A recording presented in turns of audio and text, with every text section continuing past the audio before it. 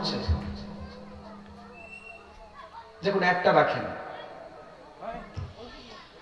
রাসূল সাল্লাল্লাহু আলাইহি ওয়াসাল্লাম বললেন, ইন্না লিল্লাহি আহলিনা মিনান নাস, সাহাবায়ে কেরাম নিশ্চয় দুনিয়াতে আল্লাহর পরিবার আছে।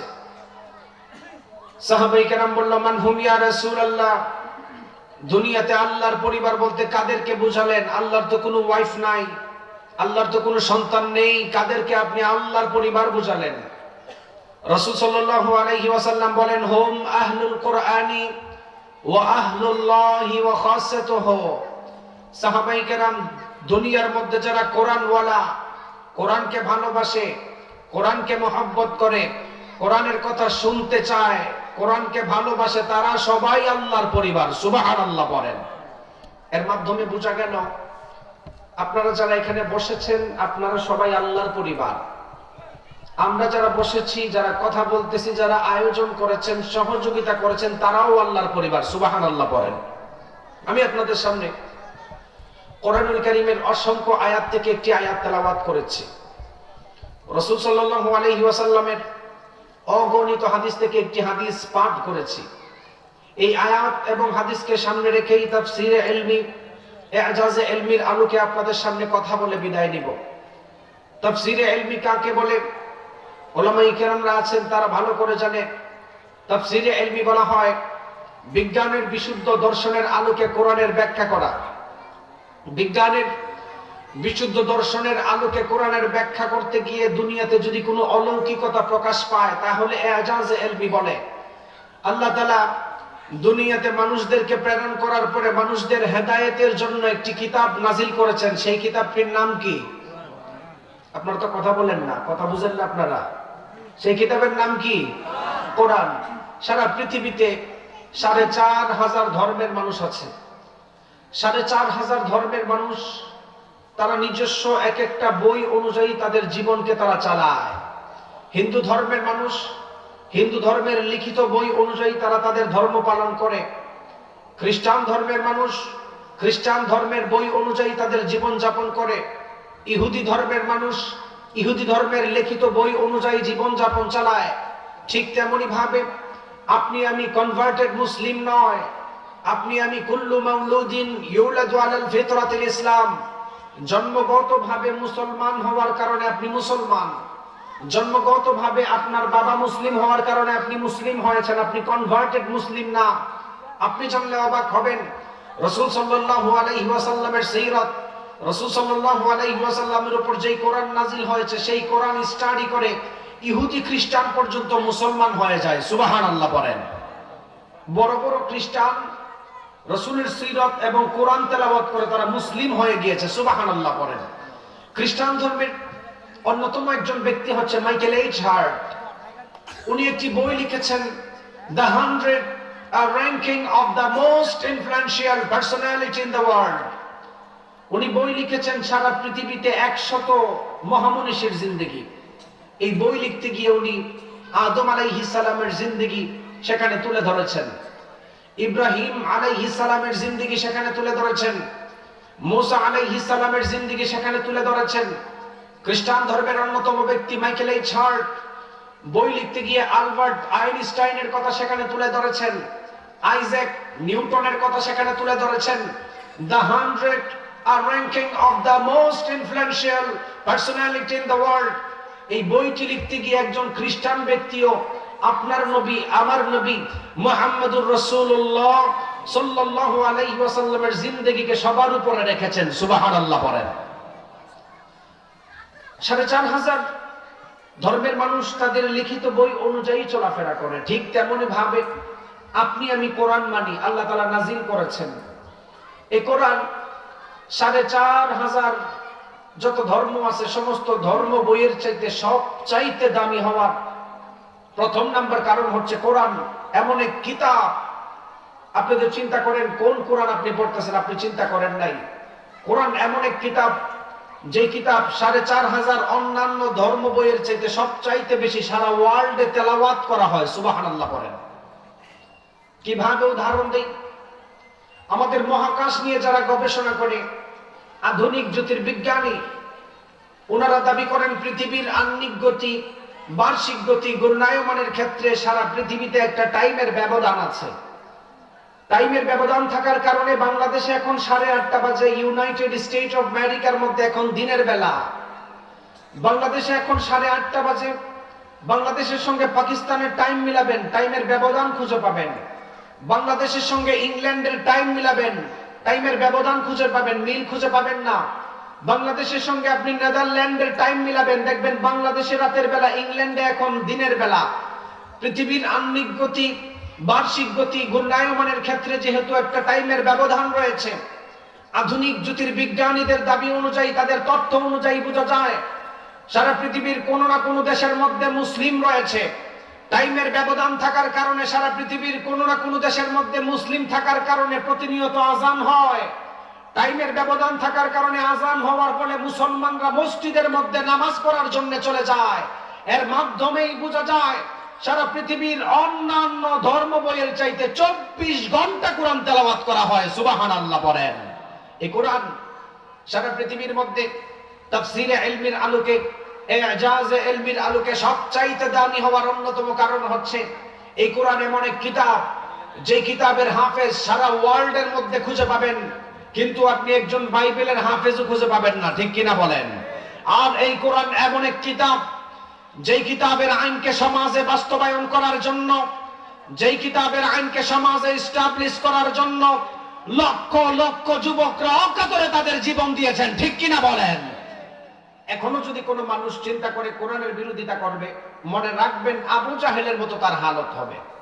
তাফসীরে ইলমির আলোকে, ইজাজে ইলমির আলোকে কোরআন সারা পৃথিবীর 4,500 ধর্মের মানুষের অন্যান্য কিতাবের চাইতে সব চাইতে দামি হওয়ার বিশেষ অন্যতম কারণ হচ্ছে এই কোরআন এমন এক কিতাব, ইমাম সাহেব যখন নামাজে কোরআন তেলাওয়াত করে তারও শান্তি লাগে, যেই ব্যক্তি মুসল্লি আছে তারও শান্তি লাগে শুনতে। সুবহানাল্লাহ বলেন। আল্লাহ রাব্বুল আলামিন কোরআন নাজিল করার মাধ্যমে দুনিয়ার মানুষদেরকে জানালেন, এই কোরআন নাজিল করার মাধ্যমে আল্লাহ দুনিয়ার মানুষদেরকে হেদায়েতের গাইডলাইন দিয়েছেন। যেই মানুষগুলি দুনিয়ার মধ্যে চলাফেরা করা অবস্থায় কোরআনকে মানবে, কোরআনকে মানা অবস্থায় দুনিয়ার মধ্যে চলাফেরা করবে, রব্বুল আলামিন ওই মানুষটাকে জান্নাতের মধ্যে ঢুকায় দিবেন, দুনিয়া এবং আখিরাতের শান্তি দিবেন। আর যেই মানুষগুলি দুনিয়ার মধ্যে কোরআন পাওয়ার পরে কোরআনকে মানে নাই, যেই মানুষগুলি দুনিয়ার মধ্যে নবী রাসূল পাওয়ার পরে নবী রাসূলদেরকে মানে নাই, রব্বুল আলামিন ওই মানুষদের সম্পর্কে জাহান্নামের ফয়সালা করে দিয়েছেন। এই কোরআন সারা পৃথিবীর অন্যান্য ধর্ম বইয়ের চাইতে সবচাইতে দামি হওয়ার অন্যতম একটি কারণ হলো এই কোরআন যেই ব্যক্তি তেলাওয়াত করে তারও ভালো লাগে, যেই ব্যক্তি তেলাওয়াত শুনে তারও ভালো লাগে। আপনাদেরকে আপনাদের এলাকা দিয়ে উদাহরণ দিলে আপনারা ভালো করে বুঝতে পারবেন। আপনাদের এলাকায় যখন মুয়াজ্জিন সাহেবরা নামাজের জন্য আযান দেয়, মুসল্লিরা তো প্রত্যেক দিন নামাজের জন্য মসজিদে চলে যায়। একদিনও তো আপনি বলেন নাই, ও ইমাম সাহেব হুজুর আমার জিন্দেগির 50 বছর কেটে গেল, আমার জিন্দেগির 60 বছর কেটে গেল, ছোট থেকে বড় হলাম, দেখলাম আপনি শুধু সূরা ফাতিহা দিয়ে নামাজ পড়ান।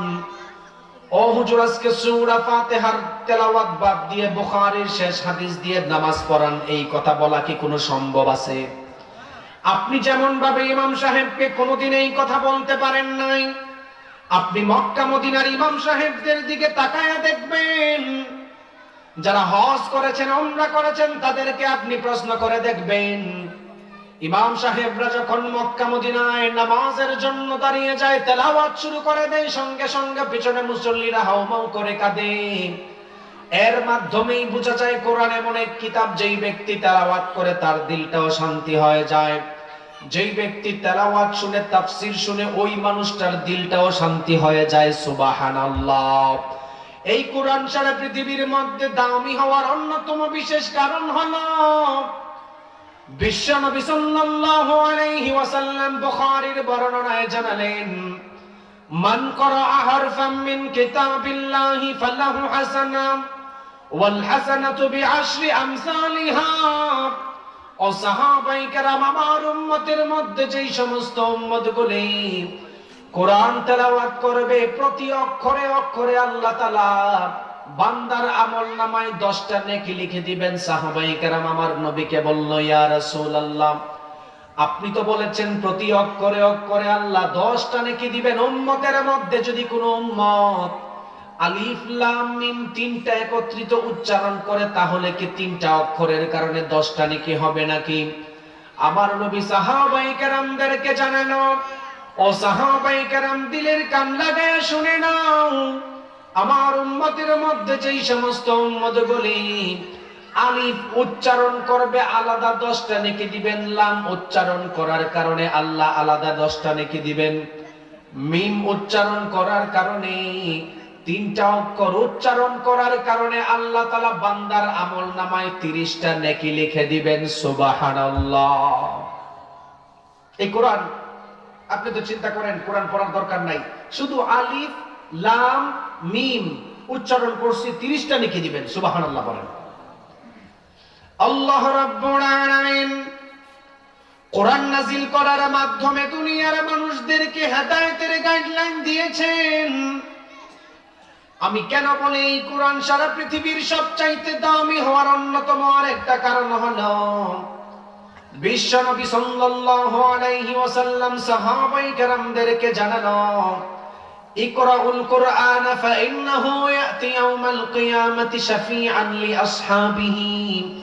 ও সাহাবায়ে কেরাম, দুনিয়ার মধ্যে কোন উম্মত যদি কোরআন তেলাওয়াত করে, কোরআনকে ভালোবাসে, ওই অবস্থায় যদি মারা যায়, হাসরের ময়দানে স্বয়ং কোরআন বান্দাকে জান্নাতে নেওয়ার জন্য আল্লাহর কাছে সুপারিশ করতে থাকবেন। সুবহানাল্লাহ। কোরআন শুধু সুপারিশ করে ক্ষান্ত থাকবেন না, আমার আল্লাহর সঙ্গে কথা বলে আমার আল্লাহকে বলবেন, ওগো আল্লাহ, আপনার এই বান্দা দুনিয়ার মধ্যে আপনার কালাম তেলাওয়াত করেছে, কোরআন তেলাওয়াত করেছে, দুনিয়ার মধ্যে রাতের অন্ধকারে কোরআন তেলাওয়াত করেছে, ফজরের পরে সূরাতুল ইয়াসিন তেলাওয়াত করেছিল, মাগরিবের জামাত শেষ হতে না হতে সূরা ওয়াকিয়া তেলাওয়াত করেছিল, শুক্রবারে সূরা কাফ তেলাওয়াত করেছিল। ওগো আল্লাহ, এই বান্দাকে আপনি যতক্ষণ পর্যন্ত জান্নাত না দিবেন ততক্ষণ পর্যন্ত আমি কোরআনের সুপারিশ বন্ধ হবে না। সুবহানাল্লাহ।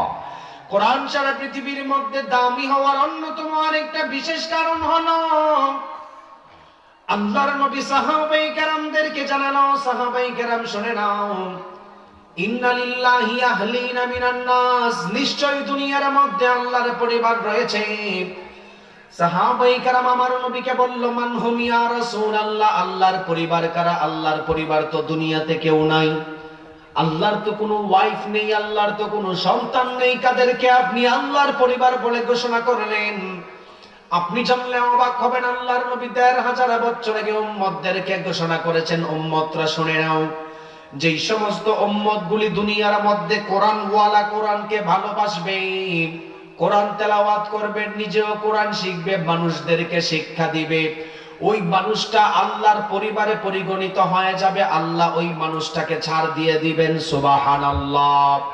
এত কিছু জানার পরে যারা দুনিয়ার মধ্যে কোরআন পাওয়ার পরে কোরআনকে মানে নাই, এত কিছু জানার পরে যারা দুনিয়ার মধ্যে নবী রাসূলকে পাওয়ার পরে নবী রাসূলকে মানে নাই, এত কিছু জানার পরে যেই মানুষগুলি উলামায়ে কেরামরা কোরআনের দাওয়াত দেওয়ার কারণে উলামায়ে কেরামদেরকে গালি দিয়েছিল, রব্বুল আলামিন তাদের ব্যাপারে সূরাতুত তাহা এর মধ্যে মানুষদেরকে হুঁশিয়ার করে জানানো, কোরআন পাওয়ার পরে কোরআন না মানার কারণে আল্লাহ দুনিয়া এবং আখিরাতে বান্দাকে কখনো শান্তি দিবে না।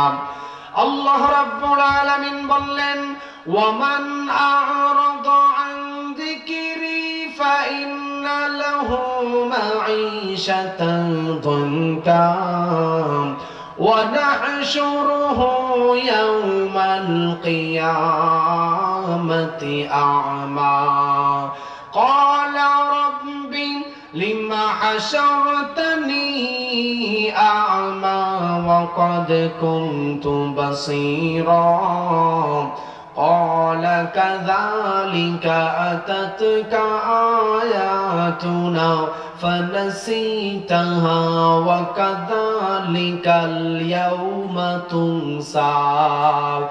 আল্লাহ রাব্বুল আলামিন এই আয়াতের মধ্যে দুনিয়ার মানুষদের মানুষদেরকে হুঁশিয়ার করলেন, দুনিয়ার মধ্যে কোরআন পাওয়ার পরে যারা দুনিয়ার মধ্যে কোরআনকে মানে নাই, দুনিয়ার মধ্যে নবী রাসূলদেরকে পাওয়ার পর নবী রাসূলদেরকে মানে নাই, ওয়ামান আরাদা আন যিকরি ফাইন্না লাহু মাঈশাতান দনকা, যেই মানুষগুলি দুনিয়ার মধ্যে কোরআন শিখো নাই, ওই মানুষটাকে আল্লাহ দুনিয়ার মধ্যে কখনো সুখ শান্তি দিবে না। দ্বিতীয় নাম্বার ব্যাখ্যা ইমাম ফখরুদ্দিন রাজি রাহমাতুল্লাহি আলাইহি জানালেন, কোরআন না শিক্ষা অবস্থায় যদি কোনো মানুষ কবরে যায়, কবরে রাখার সঙ্গে সঙ্গে আল্লাহ ওই বান্দার কবরটাকে সংকীর্ণ করবে, কবরের আযাব দেওয়া শুরু করে দিবেন। তৃতীয় নাম্বার শাস্তি সম্পর্কে রব্বুল আলামিন বললেন, ওয়া নাহশুরুহু ইয়াওমাল কিয়ামাতি আ'মা, ওই মানুষদেরকে আল্লাহ হাসরের ময়দানে অন্ধ অবস্থায় হাজির করবেন। কোরআন না জানার কারণে যেই মানুষদেরকে হাসরের ময়দানে অন্ধ অবস্থায় তোলা হবে, সেই মানুষগুলি আমার আল্লাহকে বলবেন, গো আল্লাহ, দুনিয়ার মধ্যে চলার জন্য আপনি আমাদেরকে স্পাইনাল কর্ড দিয়েছেন, চলার জন্য আপনি আমাদেরকে স্কেলিটন কঙ্কাল দিয়েছেন, দুনিয়ার মধ্যে চলার জন্য ব্রেইনের মধ্যে এক্সচেঞ্জ সেন্টার নামক দামি সেল দিয়েছিলেন, চোখ দেওয়ার পরে কেন আপনি আমাদেরকে অন্ধ অবস্থায় তুললেন? রব্বুল আলামিন তাদের কথাটাও সূরাতুত তাহা এর মধ্যে মানুষদেরকে জানালো। মানুষগুলি বলবেন, গো আল্লাহ, ক্বালা রাব্বি লিমা হাশারতানি আ'মা ওয়া ক্বাদ কুনতু বাসীরা, ও গো আল্লাহ, চোখ থাকার পরে কেন আপনি আমাদেরকে হাসরের ময়দানে অন্ধ অবস্থায় তুললেন? আপনিও সেদিন আল্লাহকে প্রশ্ন করবেন, গো আল্লাহ, দুনিয়ার মধ্যে চোখ থাকার পরে আমি দেখে দেখে চলাফেরা করেছি, দুনিয়ার মধ্যে চোখ দিয়ে এক গ্রাম থেকে আরেক গ্রাম আমি সফর করেছি, কেন আপনি আমাদেরকে অন্ধ অবস্থায় তুললেন? রব্বুল আলামিন তাদের জবাবেও সেই কথাটাও কোরআনের মধ্যে তুলে ধরেছেন। ক্বালা কাযালিকা আতাতকা আয়াতুনা ফানাসিতাহা ওয়া কাযালিকাল ইয়াওমা তুনসা, আল্লাহ সেদিন বলবেন, ক্বালা কাযালিকা আতাতকা আয়াতুনা ফানাসিতাহা ওয়া কাযালিকাল ইয়াওমা তুনসা, দুনিয়ার মধ্যে নবী রাসূল যাওয়ার পরে তাদেরকে মানো নাই, দুনিয়ার মধ্যে কোরআন যাওয়ার পরে কোরআনকে মানো নাই, যারা কোরআনের দাওয়াত দিয়েছিল, যারা কোরআনের কথা বলতো, ওলামায়ে কেরামদেরকে জঙ্গি বলে জেলের মধ্যে অত্যাচার করেছিল, এমন মানুষ আছে না নাই? অভাব নাই। কিছু কিছু মানুষ আছে কোরআনের কথা বললে হুজুরদেরকে জঙ্গি বলে ট্যাগ লাগায়। এখন আপনি তাকায় দেখেন, আপনার সমাজের কিছু মানুষ এমন সেকুলার সিস্টেম রয়েছে, আল্লাহ তাআলা ১৫০০ বছর আগে মানুষদের সম্পর্কে জানিয়ে দিলেন, কোরআন না মানার কারণে আল্লাহ তাআলা তো হাসরের ময়দানে লাঞ্ছিত করবেন। সেদিন আল্লাহ তাআলা মানুষদেরকে বলবেন, ও দুনিয়ার মানুষ, দিলের কান লাগায় শোনো, দুনিয়ার মধ্যে কোরআন যাওয়ার পরে কোরআনকে মানো নাই, মাদ্রাসা শিক্ষাকে ব্যঙ্গের ছাতা বলে গালি দিয়েছিলেন, দুনিয়ার মধ্যে উলামায়ে কেরামদেরকে জেলের মধ্যে ঢুকায় জঙ্গিবাদ বলে ট্যাগ লাগিয়েছিলেন। এবার আপনি তাকায় দেখেন, আমাদের সমাজও এমন কিছু মানুষ আছে, কোরআনের কথা বললে উলামায়ে কেরামদেরকে জঙ্গি বলে গালি দেয়, এমন আছে না নাই? যারা দিবসে জামি যায় লড়ে যায় দিন কায়েমের তরে, তুমি তাদেরকে জঙ্গি বলো বাতিলের সুর ধরে, ফতোয়া দিয়ে উম্মার মাঝে বিভক্তি শুধু বাড়াও, নিজেকে ভাবো হক বাকিরা ভুলেই নীতিটা ছড়াও, তুমি ভাঙনের খেলা খেলতে জানো, গড়তে জানো না, খোদার রজ্জ আঁকড়ে ধরে বাঁচতে জানো না, কেমন মুসলমান তুমি একটু বলো না, কেমন তোমার ঈমান একটু ভাবো না, তুমি মিসওয়াক করা ফজিলত জানো, কথা বলার আগে তুমি সালাম দেওয়া মানো। শুধু হক কথাটা উচ্চ স্বরে বলতে পারো না, অন্যায় দেখে বারুদ হয়ে জ্বলতে পারো না। শুধু হক কথাটা উচ্চ স্বরে বলতে পারো না, অন্যায় দেখে বারুদ হয়ে জ্বলতে পারো না। কেমন মুসলমান তুমি একটু বলো না, কেমন তোমার ঈমান একটু ভাবো না। তুমি যেই কালিমার দাওয়াত দিলে বুকেতে নেই তোলে, দেখো সেই কালিমার দাওয়াত দিয়ে কত জন আজ জেলে। তুমি যেই কোরআনের ওয়াজ করলে হাদিয়া তোহফা মেলে, দেখো সেই কোরআনের ব্যাখ্যা লিখে কেউ ফাঁসিতে ঝোলে। তুমি দুনিয়ার মোহে জীবনের মায়া ছাড়তে পারো না, প্রভুর রাহে প্রাণ বিলিয়ে দিতে জানো না। কেমন মুসলমান তুমি একটু বলো না, কেমন তোমার ঈমান একটু ভাবো না, ঠিক কিনা? আল্লাহ তাআলা বলবেন ক্বালা কাযালিকা আতাতকা আয়াতুনা ফানাসিতাহা ওয়া কাযালিকাল ইয়াওমা তুনসা।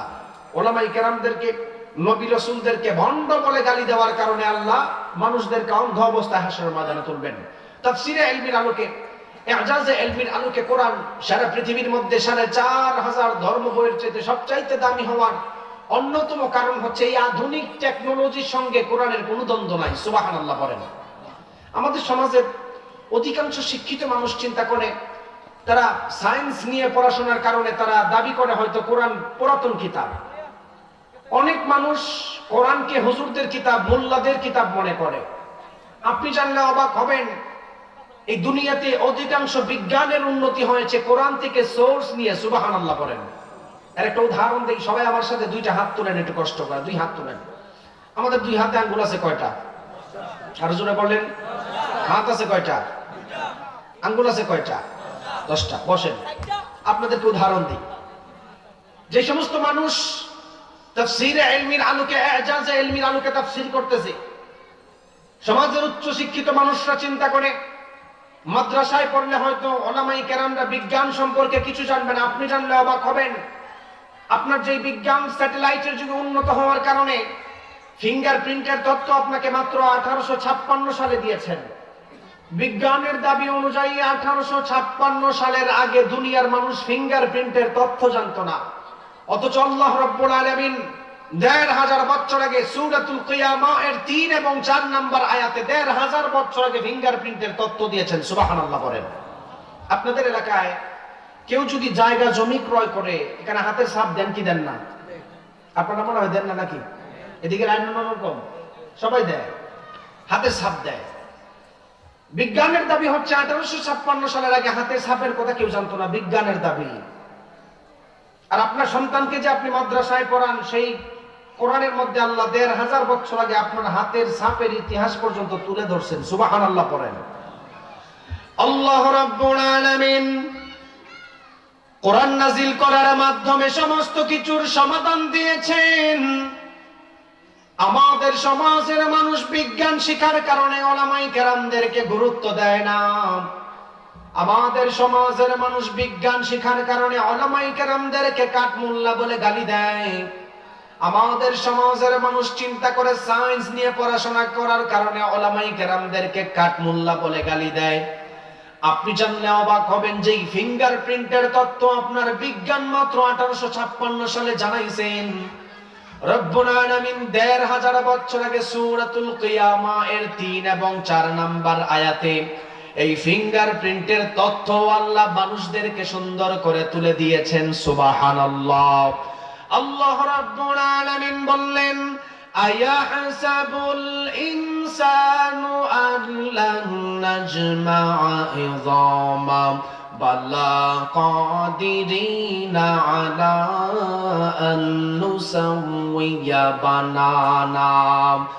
আল্লাহ রাব্বুল আলামিন এই আয়াতের মধ্যে দুনিয়ার মানুষদেরকে জানালেন, দুনিয়ার কাফের মুশরিকরা পুনরুত্থানকে বিশ্বাস করত না। মানুষরা মারা যাওয়ার পরে আল্লাহ হয়তো হাসরের ময়দানে মানুষদেরকে হয়তো আর একত্রিত করতে পারবেন না।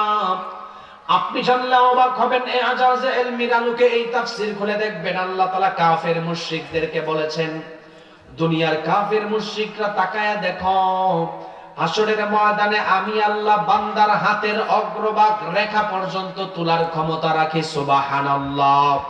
আপনি তো বিজ্ঞান উন্নত হওয়ার কারণে কোরআন পড়তে চান না, বিজ্ঞান শিখার কারণে আপনি আপনার সন্তানদেরকে মাদ্রাসায় দিতে চান না।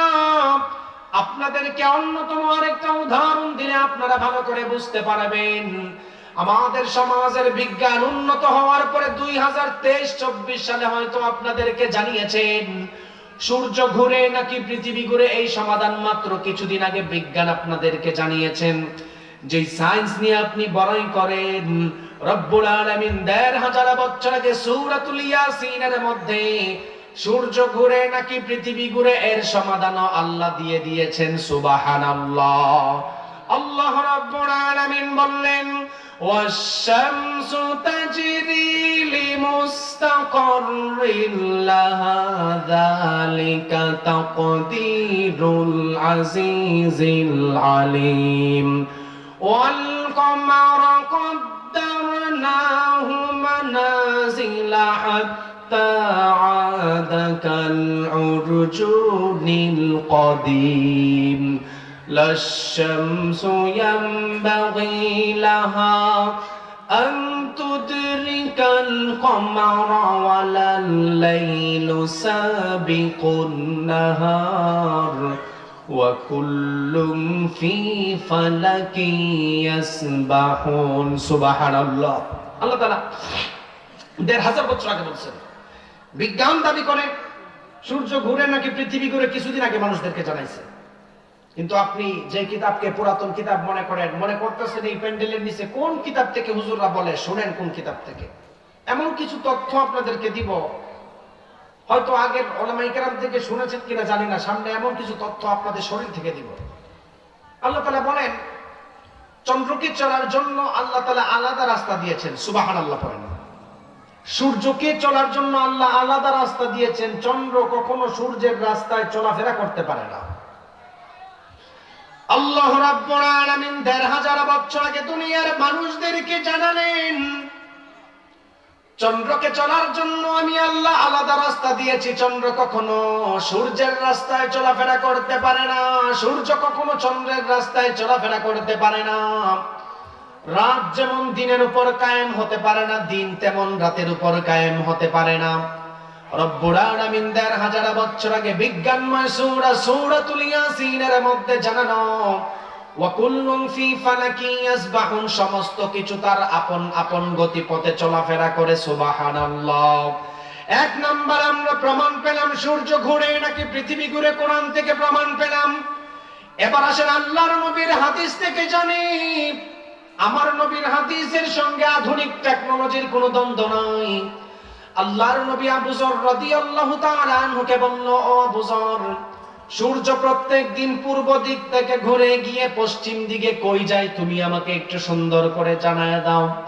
আবু যর রাদিয়াল্লাহু তাআলা আনহু আমার নবীকে বলল, ইয়া রাসূলুল্লাহ, আপনি আমার চাইতে ভালো জানেন, আপনি আমার চাইতে ভালো জানেন এবং আল্লাহ ভালো জানে, আপনি জবাবটা দিয়ে দেন। আল্লাহর নবী আবু যর রাদিয়াল্লাহু তাআলা আনহুকে বললেন, ও আবু যর, সূর্য প্রত্যেকদিন পূর্ব দিক থেকে ঘুরে গিয়ে পশ্চিম দিকে আল্লাহর কুদরতি পায়ে সেজদা দিয়ে পড়ে থাকে। সুবহানাল্লাহ। এই যে সূর্য প্রত্যেকদিন দেখেন, এটা পূর্ব দিক থেকে ঘুরে গিয়ে পশ্চিম দিকে আল্লাহর কুদরতি পায়ে সেজদা দেয়। সেজদা দেওয়ার পরে বলে, আল্লাহ, আমি তো ঘুরে আপনার কাছে আসছি, আপনি দয়া করে আমাকে অনুমতি দেন আবার ঘুরে গিয়ে পূর্ব দিকে উদিত হয়। সুবহানাল্লাহ বলেন। আল্লাহ বলবেন, ঠিক আছে যাও। নবী আবু যরকে বললেন, আবু যর, সায়াতি আলান নাসি জামান, এমন একটা জমানায় মানুষ উপনীত হবে যেই জমানার মধ্যে সূর্য আর ঘোরার অনুমতি পাবে না। সূর্য কিয়ামতের আগে পশ্চিম দিকে উদিত হবে। কেন আপনাদেরকে বললাম এই যে কোরআন সারা পৃথিবীর মধ্যে সবচাইতে দামি হওয়ার অন্যতম কারণ, আধুনিক বিজ্ঞানের সঙ্গে কোনো দ্বন্দ্ব নাই। তার আরেকটা উদাহরণ আপনাদের শরীর থেকে দিলে আপনারা ভালো করে বুঝতে পারবেন। বিজ্ঞান 1900 সালে দাবি করেছেন মানুষ বৃদ্ধ হলে মানুষদের চুল পেকে যায়, এটা স্বাভাবিক। কিন্তু বিজ্ঞান কিছুদিন আগে মানুষদেরকে জানিয়েছেন ছোট ছোট বাচ্চারাও টেনশন পড়লে চুল পেকে যায়। আপনি আপনাদের এলাকার মধ্যে তাকায় দেখবেন নতুন নতুন যুবকদেরও মাঝে মধ্যে চুল দাড়ি পেকে যায়, এমন আছে না নাই? আছে। মুরব্বি চাচা চুল পাকছে। বিজ্ঞান 1900 সালে দাবি করেছেন মানুষ সাধারণত বৃদ্ধ হলে চুল দাড়ি পাকবে, এটা স্বাভাবিক। বিজ্ঞান 1900 সালে জানাইছেন প্যারাডাইস ফসিলের তথ্য, অস্বাভাবিক তথ্য, এই যে ছোট ছোট বাচ্চারাও কোনো সময় টেনশনে পড়লে চুল দাড়ি পাকতে পারে। আপনি তো মনে করতেছেন বিজ্ঞানীটা আপনার জানাইছে, আপনি তো বিজ্ঞান নিয়ে বড়াই করেন, আপনি জানলে অবাক হবেন। আল্লাহ রাব্বুল আলামিন ১৫০০ বছর আগে সূরাতুল বনী ইসরাঈলের 50 নাম্বার আয়াতে এই ছোট বাচ্চারও যে চুল পাকতে পারে টেনশনে পড়লে এটা তথ্য দিয়েছেন। সুবহানাল্লাহ বলেন। কিছু কাফির মুশরিক নবীকে বলতো, নবী হে, নাফখাতুল কিয়াম লিরাব্বিল আলামিন যখন ফুৎকার দেওয়া হবে, মানুষদের কি আবার আল্লাহ তাআলা পুনরুত্থান করতে পারবে হাতের হাড্ডি মাংস সহ? আল্লাহ তাআলা বলেন, নবী হে, আপনি বলেন কুল কুনু হিজারাতান আও হাদিদা। আপনি উম্মতদেরকে জানায় দেন, কাফেরদেরকে জানায় দেন, উম্মতের কোন মানুষ মারা যাওয়ার পরে কবরে রাখার পরে তাদের হাতের পায়ের শরীরের কোনো অংশ যদি লোহা কিংবা পাথর হয়ে যায়, আমি আল্লাহ তোলার সক্ষমতা রাখি। সুবহানাল্লাহ। এরপরে বিজ্ঞানী নতুন করে তথ্য দিচ্ছেন যে মানুষ বৃদ্ধ হলে চুল দাড়ি পাকে, জোয়ান কালেও চুল দাড়ি পাকে। আল্লাহ তাআলা সূরাতুল মুজাম্মিলের ১৭ নম্বর আয়াতে ১৫০০ বছর আগে বলেছেন, ফাকাইফা তাত্তাকুনা ইন কাফারতুম ইয়াওমা ইয়াজআলুল বিলদানা শিবা। কিছু মানুষ কিয়ামতের ভয়াবহতা নিয়ে ঠাট্টা করত। আল্লাহ বলেন সেই ভয়াবহতা যদি দুনিয়ার কোনো মানুষ দেখে, নবজাতক শিশু জন্মের পরে বৃদ্ধ হয়ে যাবে। সুবহানাল্লাহ বলেন। বিজ্ঞান আপনাকে ২০০৬ সালে জানাইছে এটা, আর আল্লাহ তাআলা ১৫০০ বছর আগে বলছেন যে টেনশনে পড়লে ছোট বাচ্চারা চুল পাকতে পারে। এবার আসেন তো দেখি সবাই দুই হাত তুলে বলেন, অসুস্থ হলে আমরা হসপিটালে যাই কি যাই না? হাত তুলেন সবাই। আপনারা সবাই ঘুমানোর পার্টি, আমি ভালো করে বুঝছি, কারণ আপনাদের মুখ দিয়ে কথা বের হয় না। আমরা অসুস্থ হলে হসপিটালে যাই কি যাই না?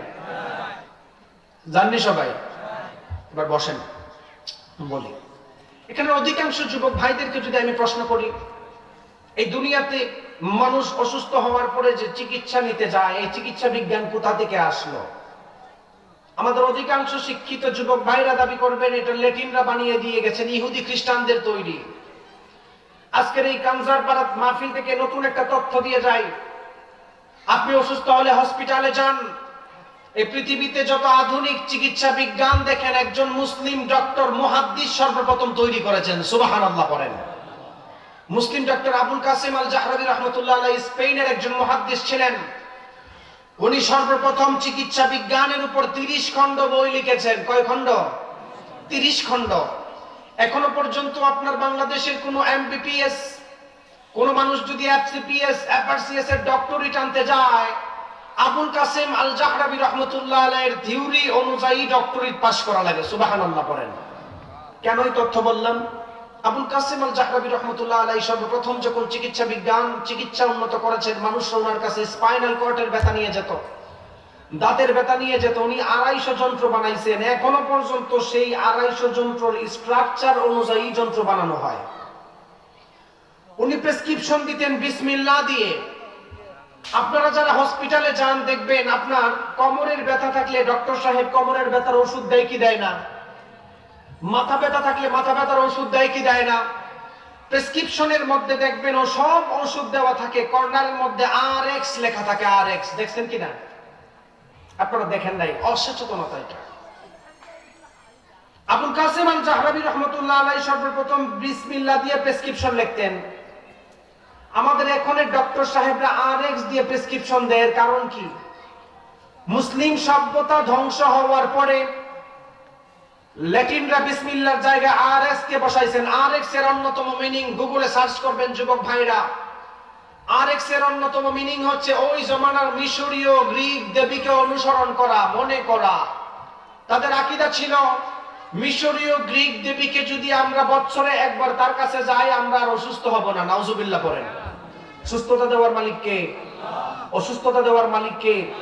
আজকের এই কাঞ্জারপাড়া তাফসীরুল কোরআন মাহফিল থেকে আমাদের একটাই দাবি হবে, আমাদের মুসলিম ডাক্তাররা যখন বাহিরের দেশে এমবিবিএস করার জন্য যায়, এফসিপিএস এফআরসিএস এর ডক্টরেট আনে, এটা আমাদের জন্য সৌভাগ্যের বিষয়।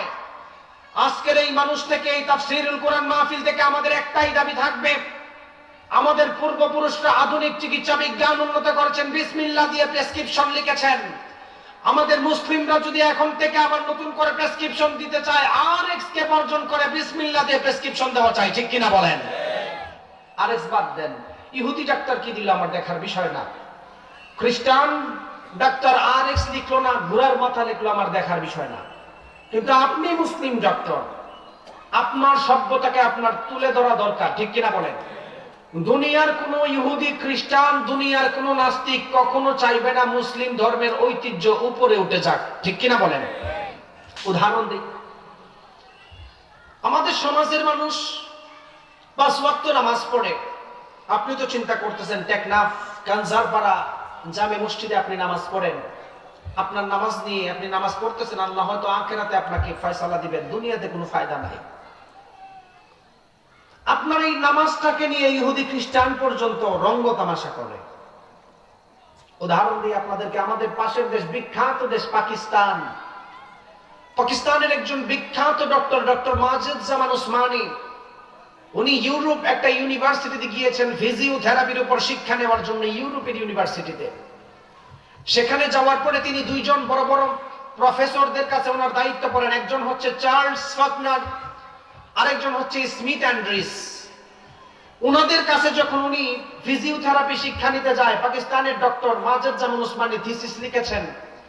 সারা পৃথিবী থেকে 2 জন খ্রিস্টান মানুষের কাছে, ডক্টরের কাছে মানুষ যায় কোমরের ব্যথা, হার্টের ব্যথা, উচ্চ রক্তচাপ, ট্রিটমেন্ট দেন।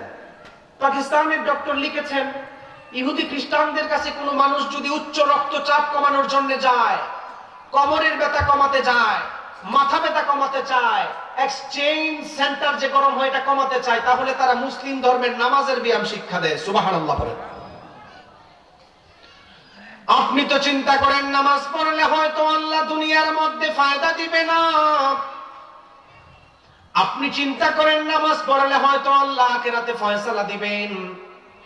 আপনি জানলে অবাক হবেন, আধুনিক বিজ্ঞান, আধুনিক চিকিৎসা বিজ্ঞানের তথ্য অনুযায়ী বোঝা যায়, দুনিয়ার মধ্যে কোনো মানুষ যদি ঠিক মতো 5 ওয়াক্ত নামাজ ভালো করে সেজদা রুকু সেজদা করতে পারে, ওই মানুষটার অত সহজে হার্ট ব্লক হয় না, হার্ট ক্লিয়ার থাকে। সুবহানাল্লাহ। এবার আসেন, মুসলিম সভ্যতাকে তারা উপরে উঠাচ্ছেন। আমেরিকার এক ডক্টর এই নামাজের ব্যায়ামটা যে মুসলিমদের ধর্মের একটা ঐতিহ্য, এটাকে ঘুরানোর জন্য এটার নাম দিয়েছেন ইউরোলিঙ্গুইস্টিক। আজকে এখান থেকে যাওয়ার পরে গুগলে সার্চ করবেন ইউরোলিঙ্গুইস্টিক এর মানে কি, দেখবেন ইউরোলিঙ্গুইস্টিক লিখলে গুগলে সার্চ দিলে মুসলিমরা যেইভাবে নামাজ পড়ে ওই নামাজের ব্যায়াম আসে। সুবহানাল্লাহ পড়েন। আপনারা তো ঠিকমতো নামাজ পড়তে চান না। আধুনিক চিকিৎসা বিজ্ঞানের দাবি অনুযায়ী 5 ওয়াক্ত নামাজ পড়লে মানুষের 10 লক্ষ সেলের মধ্যে একটা সবচাইতে দামি সেলের নাম হচ্ছে এক্সচেঞ্জ সেন্টার। আমি যে আপনাদের সামনে কথা বলতেছি, আমার এক্সচেঞ্জ সেন্টার প্রতিনিয়ত আমার কাছে খবর পাস করতেছেন। প্রতিনিয়ত খবর পাস করার কারণে আমি আপনাদের সামনে কথা বলতেছি। আধুনিক বিজ্ঞানের দাবি অনুযায়ী একটা মানুষের 10 লক্ষ সেলের মধ্যে এক্সচেঞ্জ সেন্টার এত স্পিডে কাজ করে, এটা যদি দুনিয়ার যন্ত্র অংশে দুনিয়াতে স্থাপিত করা হয় তাহলে 100 তলা 6টা বিল্ডিং এর সমান একটা ইঞ্জিন হবে। সুবহানাল্লাহ বলেন। ওনাদের দাবি হচ্ছে দুনিয়াতে যদি এই যন্ত্র বসানো হয় আর এক্সচেঞ্জ সেন্টারের কাজ করে খবর আদান প্রদানের, তাহলে পদ্মা নদীর 7টা নদীর পানি দিয়ে ওই ইঞ্জিনকে ঠান্ডা করা যাবে না। আল্লাহ তাআলা যেটা ফ্রিতে আপনাকে দিবেন মাথার ভিতরে। সুবহানাল্লাহ 2 দিন পরে বললেন। আল্লাহ রাব্বুল আলামিন কোরআন নাজিল করার মাধ্যমে দুনিয়ার মানুষদেরকে জানালেন, দুনিয়ার মানুষদেরকে আল্লাহ সমস্ত কিছুর সমাধান এই কোরআনের মধ্যে দিয়েছেন।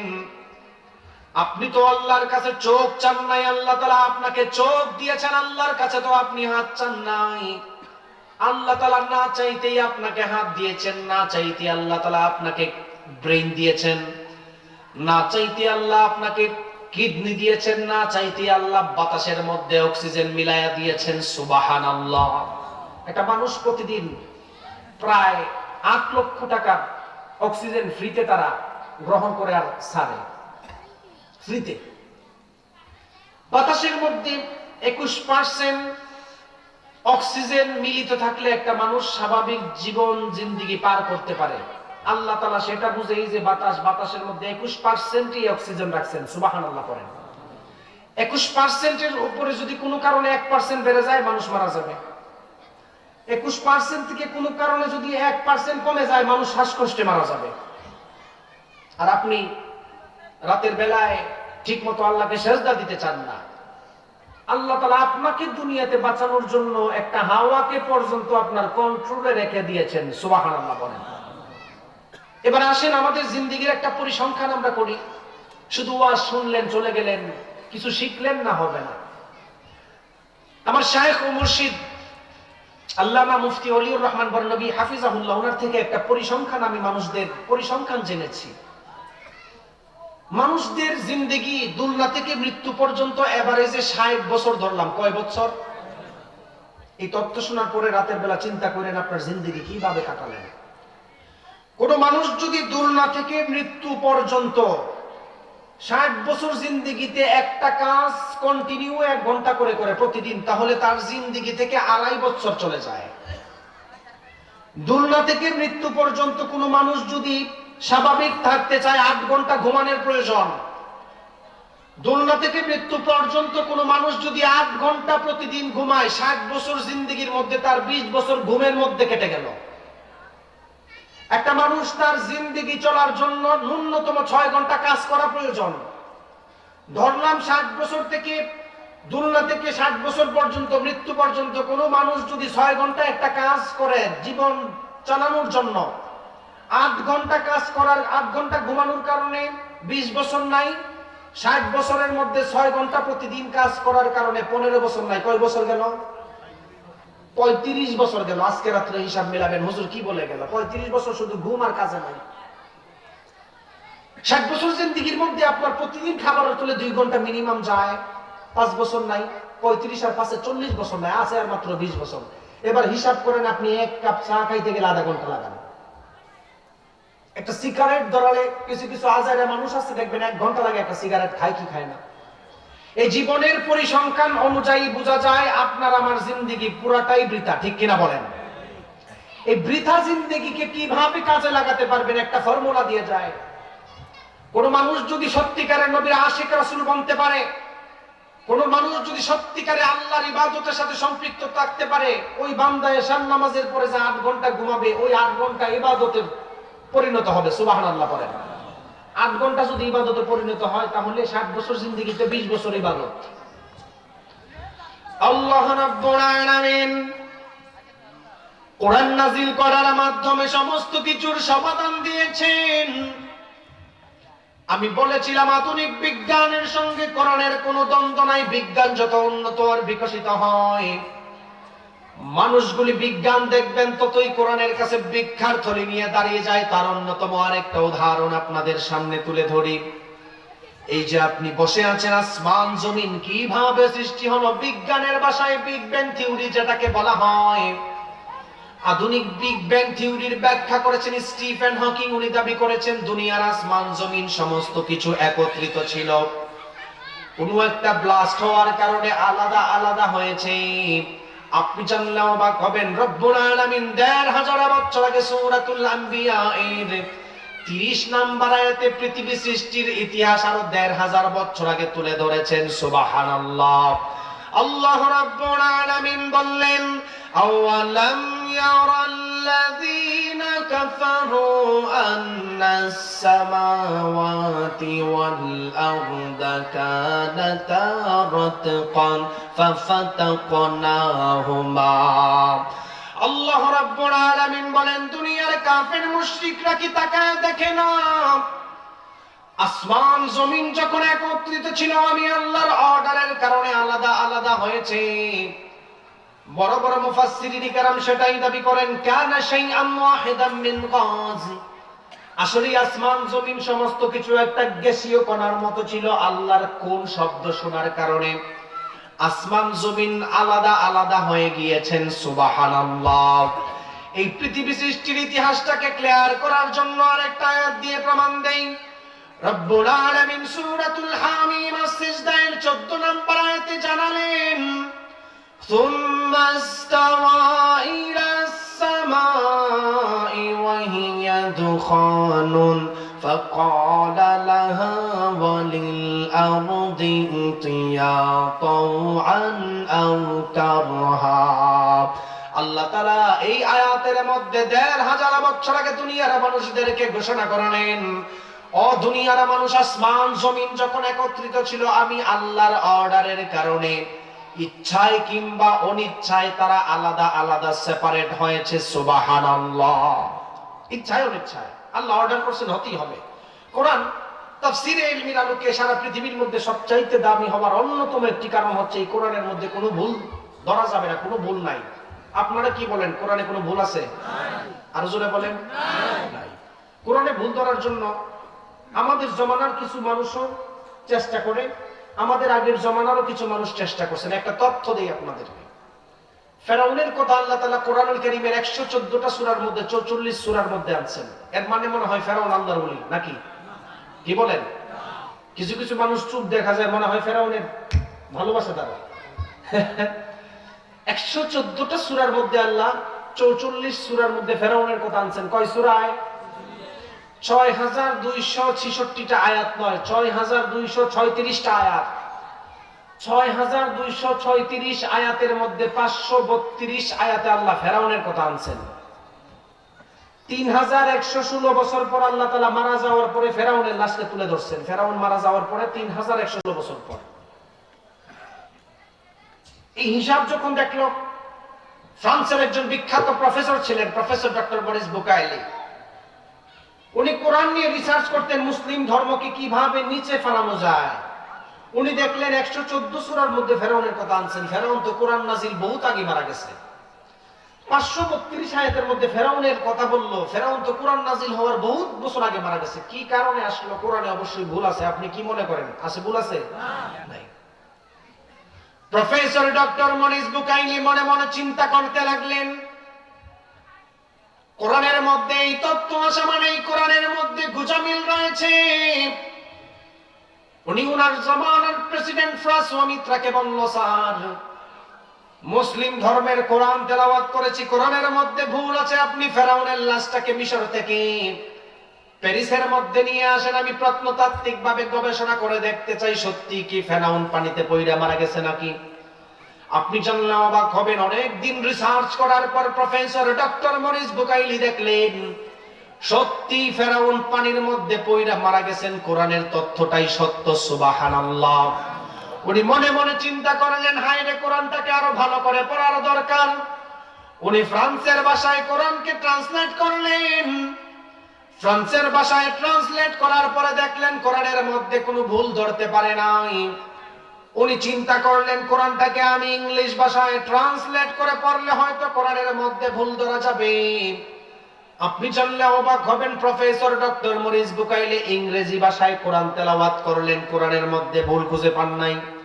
উনি মনে মনে চিন্তা করলেন কোরআন যেহেতু আরবি ভাষায় নাজিল হয়েছে আরবি ভাষা আমার শিক্ষা করার প্রয়োজন আরব কান্ট্রির মধ্যে আরবি ভাষাকে ভালো করে আত্মস্থ করলেন কোরআন পড়লেন কোরআন তেলাওয়াত ভালো করে করলেন আরবি ভাষায় কোরআনের কোনো ভুল ধরতে পারেন নাই উনি ওনার জিন্দেগির ভুল খুঁজে পেয়ে মুসলমান হয়ে ইসলামের ছায়াতলে চলে এসেছেন সুবহানাল্লাহ আসছিল ভুল ধরার জন্য হয়ে গেল মুসলমান পৃথিবীর বহু ইতিহাস আছে আপনাদেরকে বলতে পারি এরকম সর্বপ্রথম তারা চিন্তা করছে নবীর সিরত একটা ভুল করে দেই।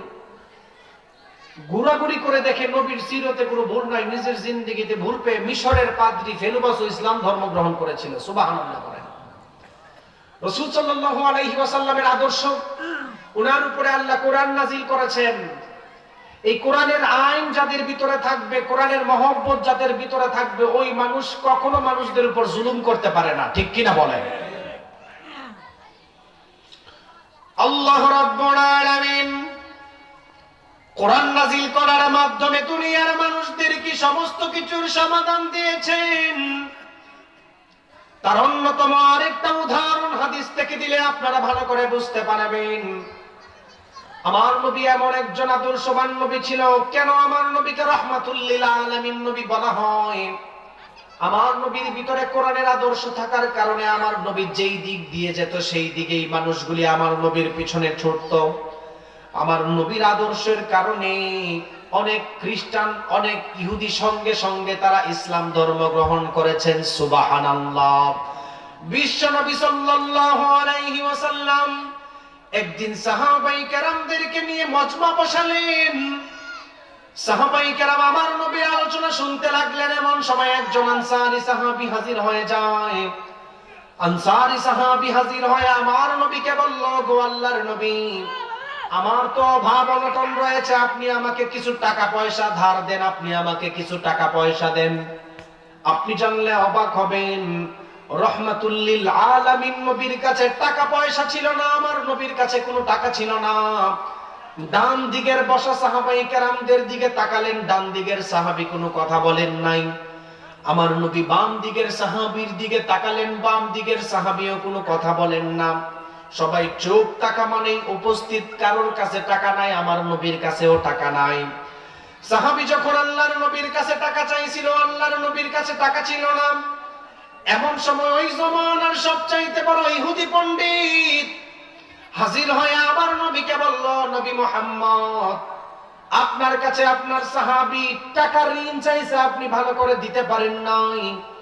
আমি এই জমানার সবচাইতে বড় পণ্ডিত, আমি এই জমানার সবচাইতে ধনী মানুষ, আপনি আমার থেকে টাকা নেন, ঋণ নেন, অমুক তারিখে দিয়ে দিবেন আপনার সাহাবায়ে কেরামদের, আপনি দিয়ে দিয়েন। আল্লাহর নবী ইহুদির থেকে টাকা নিয়ে সাহাবায়ে কেরামদেরকে জরুরত পূর্ণ করলেন। জরুরত পূর্ণ করছে। ইহুদির সঙ্গে চুক্তি হয়েছে, আজকে টাকা নিছি, অমুক মাসের অমুক তারিখ টাকা নিবে, এর আগে চাওয়া যাবে না। আমাদের দেশের কিছু কাইস্টা টাইপের মানুষ আছে, কেউ যদি টাকা ঋণ দেয়, মনে করেন 15 দিনের টাইম দিছে, 7 দিনের মাথায় ঘরের দরজায় দাঁড়ায় থাকে, এমন আছে না নাই? ইহুদির সঙ্গে চুক্তি হয়েছিল 1 মাস পরে দিবে। ঘটনাক্রমে নবী কোনো এক জায়গায় সফর করবে, টাইম শেষ হওয়ার আগেই ইহুদি নবীর দরবারে হাজির হয়ে গেছে। নাউজুবিল্লাহ বলেন। বিশ্ব নবী সাল্লাল্লাহু আলাইহি ওয়াসাল্লাম সফরে বের হয়ে যাবেন। এমন সময় ইহুদি হাজির হয়ে আমার নবীকে বলল, ইয়া মুহাম্মদ, এই মুহূর্তে যদি তুমি আমাকে টাকা পয়সা না দাও, তোমাকে আমি ছাড় দিব না। আমার নবী বলল, ইহুদি ভাই, তোমাকে এই মুহূর্তে আমি টাকা দিতে পারবো না। কারণ হলো তোমার সঙ্গে চুক্তি হয়েছে অমুক মাসের অমুক তারিখে টাকা দেওয়া হবে, এই মুহূর্তে আমার কাছে টাকা নাই। ইহুদি বলল, তোমার কথা মানি না, তোমার সফর বন্ধ করে দিলাম, এইখানে বসে থাকো, তোমাকে কোনো জায়গায় দেওয়া হবে না। বিশ্ব নবীকে যোহরের নামাজের সময় ময়দানের মধ্যে বসালেন। সাহাবায়ে কেরাম আমার নবীকে বলল, ইয়া রাসূলুল্লাহ, আপনি যদি বলেন ইহুদির সঙ্গে আমরা ফয়সালা করে ফেলি, ইহুদি তো সফরকে মুলতবি ঘোষণা করেছেন, আপনাকে কষ্ট দিয়েছেন। আমার নবী বললেন, ইহুদির সঙ্গে কোনো খারাপ ব্যবহার করা যাবে না, আপনি জানলে অবাক হবেন। রহমাতুল লিল আলামিন নবী কোনো খ্রিস্টান মানুষদেরকে অন্যায়ভাবে কষ্ট দেন নাই। রহমাতুল লিল আলামিন নবী কোনো ইহুদি ব্যক্তিদেরকে অন্যায়ভাবে কখনো কোনোদিন জুলুম করেন নাই। তার অন্যতম একটা প্রমাণ দিন, আমার নবীকে ইহুদি যোহরের সময় বসালেন। শুধু বসালেন না, ঘাড়ের চাদরের মধ্যে এমন জোরে টান দিলেন, আমার নবীর ঘাড়ের মধ্যে রক্তের লাল দাগ বের হয়ে গিয়েছে। সাহাবায়ে কেরাম ডাক, আপনাকে বসাইছে ভালো কথা, টাকার জন্য, শান্তি মতে বলতো। ঘাড়ের চাদর ধরে এমন জোরে টান দিছে, আমার নবীর ঘাড়ের মধ্যে রক্তের দাগ বেসে গেছে। নাউজুবিল্লাহ পড়েন। সাহাবায়ে কেরাম বলতেছেন, ইয়া রাসূলুল্লাহ, এখন আর সম্ভব না, বলেন তার সঙ্গে ফয়সালা করে। যোহরের সময় শেষ হয়ে যায়, যখন আসরের সময় চলে আসে, সাহাবায়ে কেরাম আমার নবীকে বলল, ইয়া রাসূলুল্লাহ, আসরের সময় হয়ে গেল, ইহুদি আপনাকে ছাড়ে না। ইহুদি এসে বলল, নবী মুহাম্মদ, যতক্ষণ পর্যন্ত তুমি টাকা পয়সা না দিবা তোমাকে আমি ছাড়বো না। আপনি জানলে অবাক হবেন, আমার নবী যোহর থেকে আসরের জামাত পড়লেন, সেই জায়গার মধ্যে মাগরিবের জামাত পড়লেন। একই জায়গায় বসা ইহুদির সঙ্গে কোনো খারাপ ব্যবহার করেন নাই। ঘটনাক্রমে এশারের আজান হয়ে যায়, ইহুদি আমার নবীর কাছে চলে আসলো। ইহুদি আমার নবীর দরবারে বলল, নবী মুহাম্মদ, যোহর থেকে এশার পর্যন্ত আপনি বসে রইলেন, আমি কসম খেয়ে বলতেছি ফজরের আগ পর্যন্ত আপনাকে ছাড়বো না, যতক্ষণ পর্যন্ত না আপনি আমাকে টাকা না দিবেন। আল্লাহর নবী বলল, তোমাকে টাকা দেওয়ার মতো এই মুহূর্তে আমার কাছে টাকা নাই, চুক্তি অনুযায়ী অমুক মাসে টাকা দিব, এখন টাকা দিতে পারবো না, এশারের জামাত এখানেই পড়ব। সুবহানাল্লাহ। নবী এখানে বসছেন, মানে নম্রতা দেখাচ্ছেন। ঘটনাক্রমে তাহাজ্জুদের সময় হয়েছে, নবী তাহাজ্জুদে দাঁড়ালেন, লং টাইম নামাজ পড়েছেন, ফজরের জামাত শেষ, সুবহানাল্লাহ পড়েন। আচ্ছা আপনি বলেন তো দেখি, আপনাকে যদি কেউ এই ময়দানে যোহর থেকে ফজর পর্যন্ত বসায় রাখে, একটা ঘুষি দিয়ে দাঁত ফালাই দিবেন না? তার তো 14 গোষ্ঠী ধরে নিয়ে আসবে। আর নবী, ইহুদি অন্যায় ভাবে নবীকে কষ্ট দিয়েছেন, ফজরের নামাজ সেখানে পড়েছেন, কোন শব্দ ব্যবহার করেন নাই। সুবহানাল্লাহ।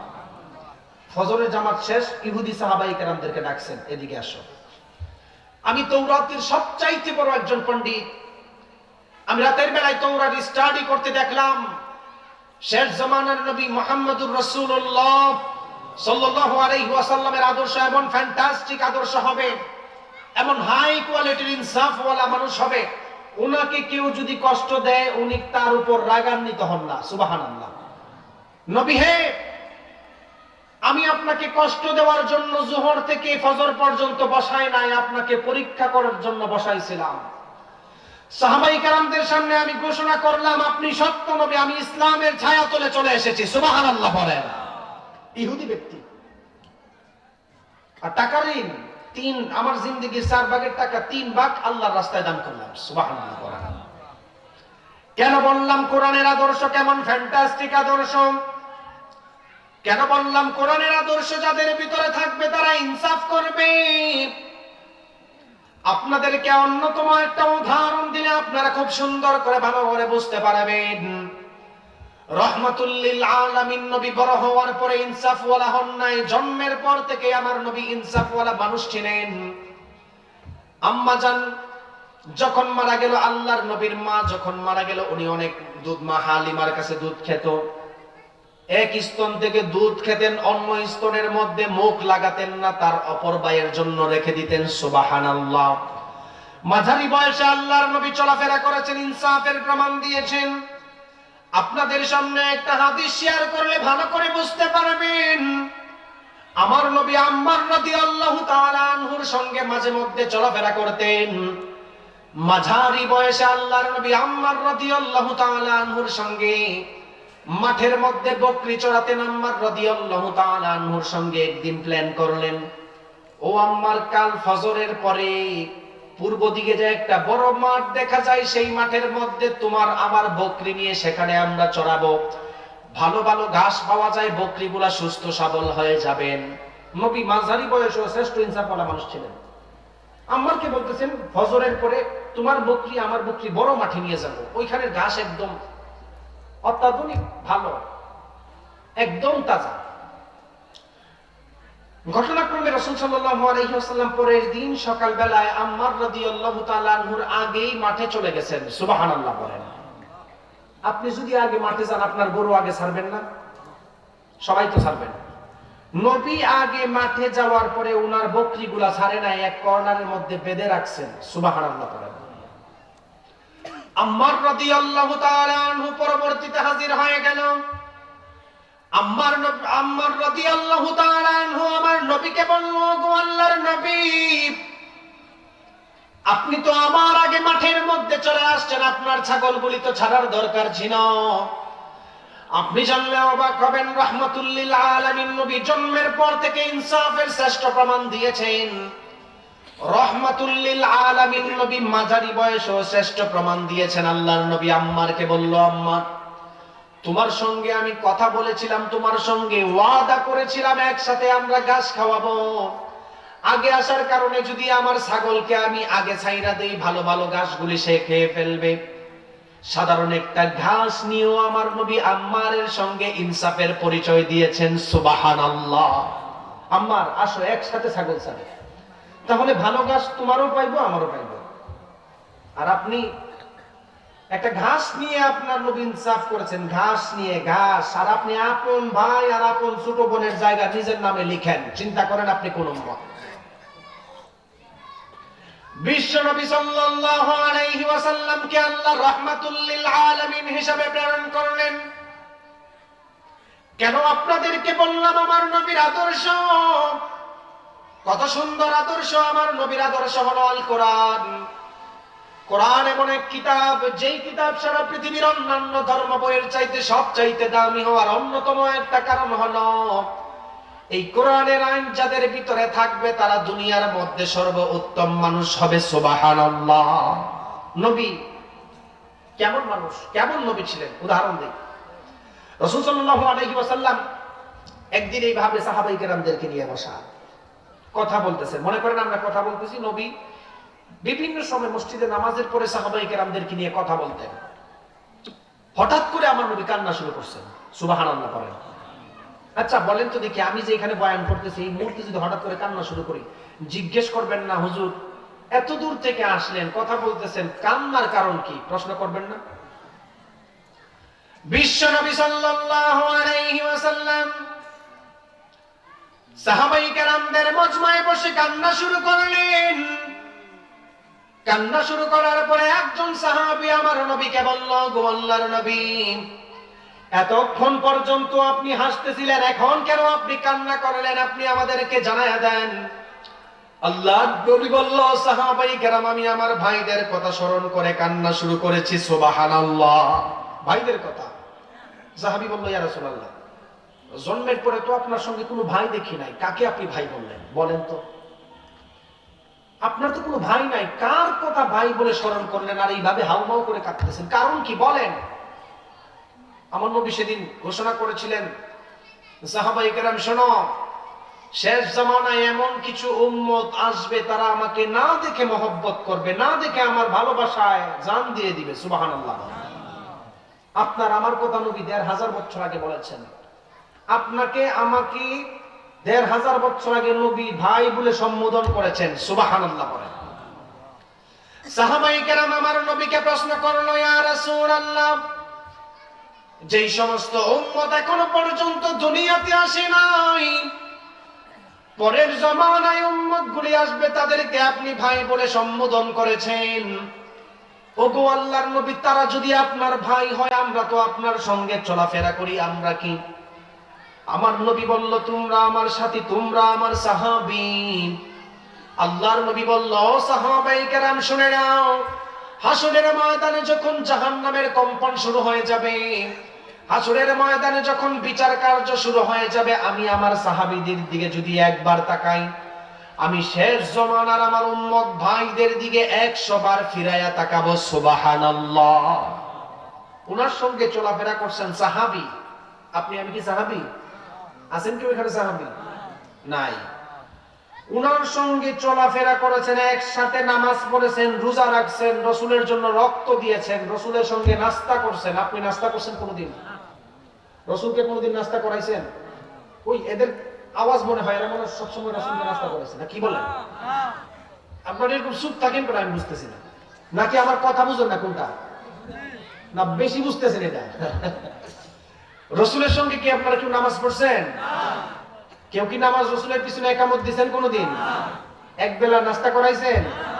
রাসূলের সঙ্গে কোনোদিন যুদ্ধ করছেন? যুদ্ধ করেন নাই।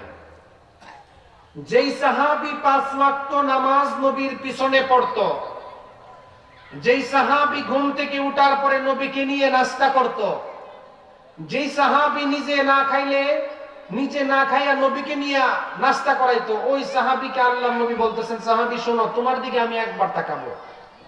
আপনি জিন্দেগিতে একবার নবীর পিছনে নামাজও পড়েন নাই, এক বেলা নাস্তাও করেন নাই। সেই নবী বলতেছেন হাসরের ময়দানে আমি আমার ওই ভাইদের দিকে 100 বার তাকাবো। সুবহানাল্লাহ।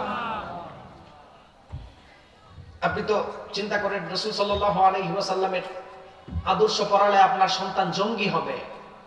আমাদের সমাজের উচ্চ শিক্ষিত মানুষরা নবীর হাদিসকে ভালো করে হাদিস ইসলামের সেকেন্ডারি দলিলই মানতে চায় না। আমাদের ইউনিভার্সিটিতে একটি কিতাব পড়িয়েছেন প্রফেসর ডক্টর রশিদ জাহিদ হাফিজাহুল্লাহ, আল কুরআন ওয়াল মুস্তাশরিকুন। এই বইটি প্রাচ্যবাদদের সম্পর্কে লেখা। আমাদের সমাজের অধিকাংশ শিক্ষিত মানুষ দেখবেন রাসূল সাল্লাল্লাহু আলাইহি ওয়াসাল্লামের জীবনীকে জঙ্গিবাদ বলে গালি দেয়। আছে না নাই? বাহিরের দেশে পড়াশোনা করে, টরেন্টো ইউনিভার্সিটিতে পড়াশোনা করে, অক্সফোর্ড ইউনিভার্সিটিতে পড়াশোনা করে, ক্যালিফোর্নিয়ার স্ট্যানফোর্ড ইউনিভার্সিটিতে পড়াশোনা করে, বোস্টন ইউনিভার্সিটিতে পড়াশোনা করে, আরো অত্যাধুনিক যত ইউনিভার্সিটিতে পড়াশোনা করে, ওনারা ওই দেশ থেকে পড়াশোনা করে আসার পরে আমাদের দেশের মানুষদেরকে আইসা বলে, আরে তোমরা যে নবীর হাদিস যেটাকে হাদিস মানো, এগুলো তো হাদিস না, সব বানাওয়াট। নাউজুবিল্লাহ। বিশ্ববিদ্যালয়ে আমাদেরকে বই পড়াইছেন আল কুরআন ওয়াল মুস্তাশরিকুন। আরবিতে যাদেরকে মুস্তাশরিকিন বলে, বাংলাতে তাদেরকে প্রাচ্যবাদ বলে, ইংলিশে তাদেরকে ওরিয়েন্টালিস্ট বলে।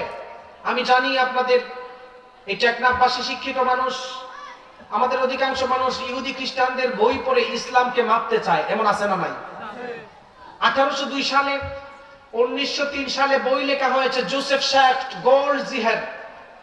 ওনারা বই লিখেছেন origin of Muhammadan jurisprudence, aspect of Islamic civilisation.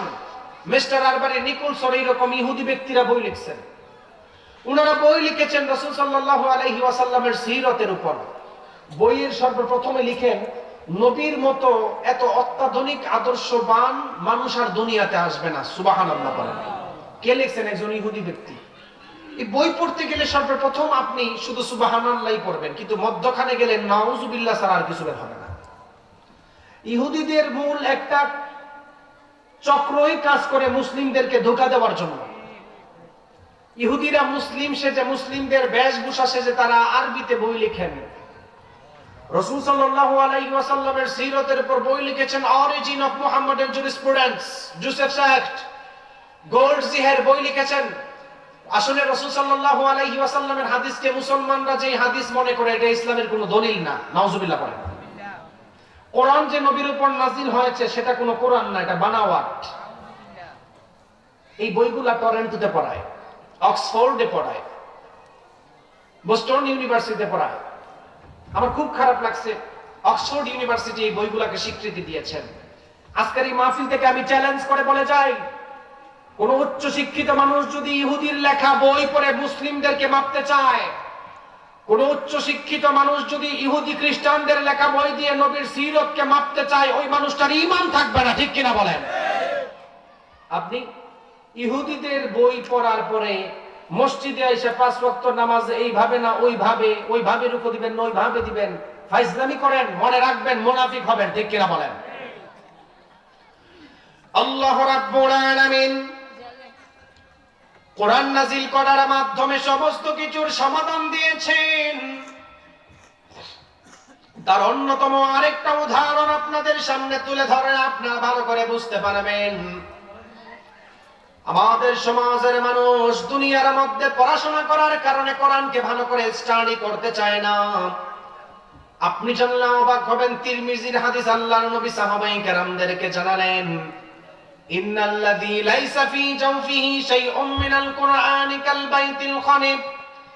সাহাবায়ে কেরাম যেই সমস্ত মানুষদের দিলের ভিতরে কোরআনের লেশ মাত্র নাই, তার কলবটা কাল বাইতিল খানিব, অন্ধকার ঘরের মতো হয়ে যাবে। সাহাবায়ে কেরাম আমার নবীকে বলল, ইয়া রাসূলুল্লাহ, মানুষদের কলবটা অন্ধকার ঘর বলতে কি বুঝালেন? সুন্দর করে আপনি আমাদেরকে জানান। নবী বললেন, সাহাবায়ে কেরাম শোনো, ইন্নাল্লাযী লাইসা ফী জাওফিহি শাইউম মিনাল কুরআনি কাল বাইতিল খানিব। যেই মানুষের কলবের ভিতরে কোরআনের লেশ মাত্র কিছু নাই, তার কলবটা অন্ধকার ঘরের মতো। নবী বলেন, অন্ধকার ঘরের মধ্যে যেইভাবে শয়তান বসবাস করে, ঠিক তেমন ভাবে যাদের ভিতরে কোরআন নাই তাদের কলব দিয়ে কখনো ইসলামের পক্ষে কথা বের হবে না, ঠিক কিনা বলেন? যেই মানুষটার কলবের ভিতরে কোরআন নাই কখনো তার মুখ দিয়ে ইসলামের পক্ষে কথা বের হবে না, ঠিক কিনা বলেন? এখনো যাদেরকে দেখেন ইসলামের বিরোধিতা করে, এখনো আপনি যাদেরকে দেখতেছেন ইসলামের বিরোধিতা করে, মনে রাখবেন তার কলবের মধ্যে শয়তানে বাসা বাঁধছে, ঠিক কিনা বলেন? নবীর হাদিস অনুযায়ী স্পষ্ট বোঝা যায় যে কেউ তাফসীর মাহফিলের বিরোধিতা করবে, যে কেউ হোক মাদ্রাসা শিক্ষার বিরোধিতা করবে, আল্লাহর নবী বলেন ওই মানুষটার কলবটা অন্ধকার ঘরের মতো। অন্ধকার ঘরের মতো মানেই তার মুখ দিয়ে শয়তানের কথা বের হয়। আপনি তো চিন্তা করেন কোরআন না পড়লে হয়তো আল্লাহ আপনাকে জবাবদিহিতা করবে না। আপনি তো চিন্তা করেন কোরআন না শিক্ষা করার কারণে আল্লাহ আপনাকে জবাবদিহিতা করবে না। আর নিয়ে আপনি জানলে অবাক হবেন, রব্বুল আলামিন মানুষদেরকে সেদিন জিজ্ঞেস করবেন। ইলমে দ্বীন শিক্ষা করা আল্লাহ ফরজ করেছিলেন, যতটুকু ইলম না শিখলে আপনি দুনিয়ার মধ্যে চলতে পারবেন না। আল্লাহ তাআলা দুনিয়ার কোন জায়গার মধ্যে বলেন নাই পৃথিবীর সবাই আলেম হয়ে যাও, কোন জায়গায় বলেন নাই যে সব আলেম হয়ে যাও। আপনি ইঞ্জিনিয়ার সাহেব, আপনার শিক্ষাটা যদি মানুষের খেদমতের জন্য হয় এত আপনি সওয়াব পাবেন, সুবহানাল্লাহ বলেন। কিন্তু আপনি ডক্টর সাহেব, আপনি চিন্তা করছেন 30 লাখ টাকা দিয়ে আমি শিখলাম, এখন মানুষদেরকে জবাই করে কসাই করে টাকা নিব, এটা সওয়াব হবে? কিন্তু আমার দেশের কোন ডক্টর সাহেব যদি চিন্তা করে আমি ডক্টর হইছে আলেম হতে পারি নাই, আলেমরা যেইভাবে উলামায়ে কেরামদের উম্মতদেরকে যেইভাবে প্রহর দিয়ে রাখে, কোন ডক্টর সাহেব, কোন ইঞ্জিনিয়ার সাহেব, কোন পাইলট সাহেব, কোন বিসিএস ক্যাডার সাহেব যদি চিন্তা করে আমি আমার দেশের মানুষদেরকে হেফাজত করবে, 1 টাকাও ঘুষ খাবো না, ওই মানুষটার মর্যাদা আল্লাহর কাছে বাড়বেন, সুবহানাল্লাহ বলেন। আল্লাহ কোন জায়গায় বলেন না সবাই আলেম হয়ে যাবে। আপনি পাইলট হন, আমাদের জন্য গর্ব। আপনি ইঞ্জিনিয়ার হন, আমাদের দেশের গর্ব। আপনি এই দেশের মধ্যে বড় কিছু হয়, আমার দেশকে সারা পৃথিবীতে রিপ্রেজেন্ট করেন, এটা আমি বুক ফুলায় বলতে পারবো যে আমার বাংলাদেশের মানুষ। কিন্তু আল্লাহ তাআলা আপনাকে জিজ্ঞেস করবেন হাসরের ময়দানে, ইলমি দ্বীন শিক্ষা করা ফরজ ছিল, শিখেছো কিনা? ইলমি দ্বীন শিক্ষা ফরজ কতটুকু? যতটুকু না জানলেই নয়। অনেক শিক্ষিত মানুষ আছে বিসিএস ক্যাডার, রাস্তার পাশে দাঁড়ায় দাঁড়ায় প্রস্রাব করে, আছে না নাই? আপনি বলেন তো দেখি, আপনার ডিগ্রি বিসিএস ক্যাডার, আপনার ডিগ্রি বাংলাদেশের হাই কোয়ালিটির ডিগ্রি, কিন্তু আপনি গাড়ি থেকে নেমে ঠাস করে চেইন খুলে রাস্তার মধ্যে কুকুরের মতো দাঁড়ায় প্রস্রাব করেন। এই শিক্ষার দাম কি আপনি আমাকে বলেন? যে শিক্ষার মধ্যে ইসলামের সাথে সম্পর্ক নাই, যে শিক্ষা ব্যবস্থার সঙ্গে ইসলামের সাথে সম্পর্ক নাই, ওই শিক্ষা ব্যবস্থা কখনো আপনাকে সঠিক মানুষ উপহার দিতে পারবে না, ঠিক কিনা বলেন? যে শিক্ষার মাধ্যমে ইসলামের সম্পর্ক থাকে ওই শিক্ষাই মানুষদেরকে সর্বোত্তম মানুষ বানায়, ঠিক কিনা বলেন? রাসূল সাল্লাল্লাহু আলাইহি ওয়াসাল্লাম বলেন, সাহাবায়ে কেরাম শোনো, সায়াতি আলান নাসি জামান, এমন একটা জমানায় মানুষগুলি উপনীত হবে যেই জমানার মধ্যে লা ইয়াবকা মিনাল ইসলামি ইল্লা ইসমুহু, ইসলাম শুধু নামে থাকবে, ইসলাম কাজে থাকবে না। শেষ জমানায় ওয়া তুআল্লিমা লিগাইরিদ দ্বীন, দ্বীন বিরোধী শিক্ষা ব্যবস্থাও চালু হবে। দ্বীন বিরোধী শিক্ষা ব্যবস্থা নবী ১৫০০ বছর আগে বলছেন। নবী বলেন সমাজের মধ্যে যখন ইসলাম বিরোধী শিক্ষা ব্যবস্থা চালু হবে, ফালিয়ারতাকিবুহু ইনদা যালিকা রিহান হামরা, আল্লাহ তাআলা দুনিয়াতে অগ্নিবায়ু চালু করবেন। একটা উদাহরণ আপনাদেরকে দিই, ভালো করে বুঝতে পারবেন। এই হাদিসের মধ্যে আল্লাহ নবী বলেন ওয়াতুখিজাতিল কায়নাত ওয়াল বাআজিফ, মানুষ গান বাজনার সাথে যত আকৃষ্ট হবে আল্লাহ তাআলা তত মানুষদের উপর অগ্নিবায়ু দিবেন। এর অন্যতম প্রমাণ হচ্ছে আমেরিকার লস অ্যাঞ্জেলেস। কিছুদিন আগে আপনারা জেনেছেন আমেরিকার একটা বিখ্যাত জায়গা, আমেরিকার সবচাইতে দামি দামি মানুষ ওইখানে থাকতো, লস অ্যাঞ্জেলেস। ওইখান থেকে সারা পৃথিবীর সমস্ত খারাপ কাজ প্রমোট করা হতো, সমকামিতা প্রমোট করা হতো। ওইখান থেকে ছেলে ছেলে সম্পর্ককে প্রমোট করা হতো, ওইখান থেকে মেয়ে মেয়ে সম্পর্ককে প্রমোট করা হতো, ওইখান থেকে পৃথিবীর সমস্ত গান বাজনা যত কিছু আছে এগুলা বানাতো। আল্লাহ নবী ১৫০০ বছর আগে বলেছেন ওয়াতুখিজাতিল কায়নাতু ওয়াল মাআজিফ, গান বাজনা যখন বেড়ে যাবে ফালিয়ারতাকিবুহু ইনদা যালিকা রিহান হামরা, অগ্নিবায়ু চালু করবেন। এই গান বাজনা অশ্লীলতার কারণে আল্লাহ তাআলা লস অ্যাঞ্জেলেসকে অগ্নিবায়ু দিয়ে জ্বালায়া দিয়েছেন। আমাদের বাংলাদেশেও যদি কেউ সমকামিতা প্রমোট করে, গান বাজনা চালু করে, মনে রাখবেন আল্লাহর গজব ছাড় দিবে না। ঠিক কিনা বলেন? আমি গত কালকে একটা নিউজ দেখলাম, ব্রাহ্মণবাড়িয়া শহরে একটি মেয়ে